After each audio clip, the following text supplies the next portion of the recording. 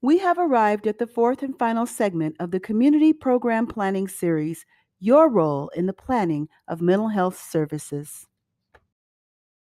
Briefly reviewing what we've covered so far, we learned a little of the history of mental health treatment, we learned about the Mental Health Services Act, and we learned about the Community Program Plan.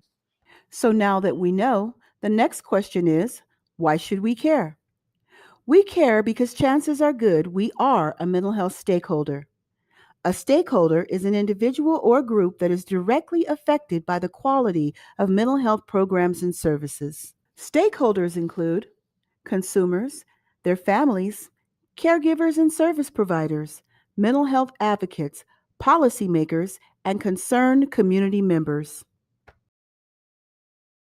So maybe you do care and you would like to participate but aren't sure how.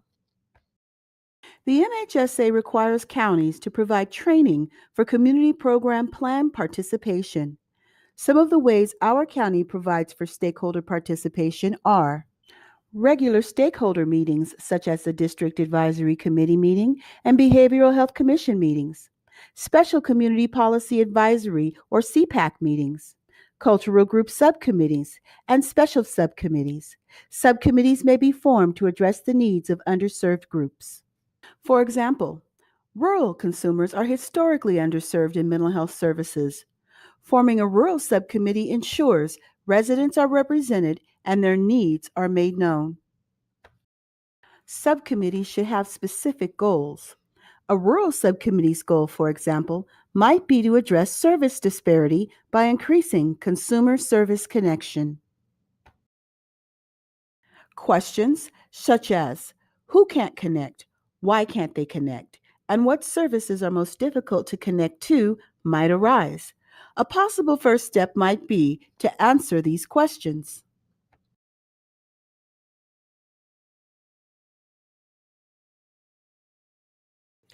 Once these questions have been answered, the findings would be used to prepare for the ask.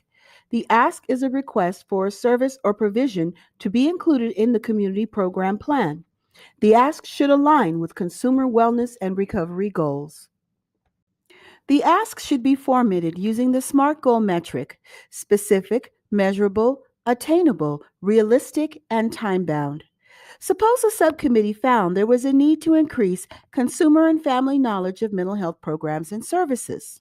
An example of an ask might be for a series of community events, specifically 5 events of small to medium scale to be conducted locally that would reach 100 to 300 people per event over the next 2 years. So now that you have an idea of how to ask, we'll discuss where to ask. The following steps will guide you in submitting your request to County Behavioral Health. The first step is to visit the San Bernardino County Department of Behavioral Health website at wp.sbcounty.gov/dbh. On the page's menu bar, select Administration, and from the drop-down menu, click the bold title, Behavioral Health Commission.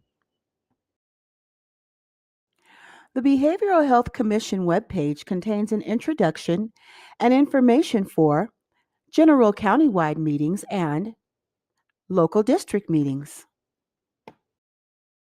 These meetings provide opportunities for stakeholders to give input by completing surveys. These surveys may also be found on links provided in the Department of Behavioral Health's website. The Department of Behavioral Health staff reviews and considers every survey submitted in the development of its mental health services planning. Recently, stakeholder feedback resulted in the development of Inroads, a new innovative project to improve access and quality of mental health services for rural community residents. Read more about Inroads on the DBH website by typing INNROADS in the search box. We hope you enjoyed this presentation and that it inspires you to get involved in the mental health programs and services in our community. This concludes the Community Program Plan presentation. Thank you for listening.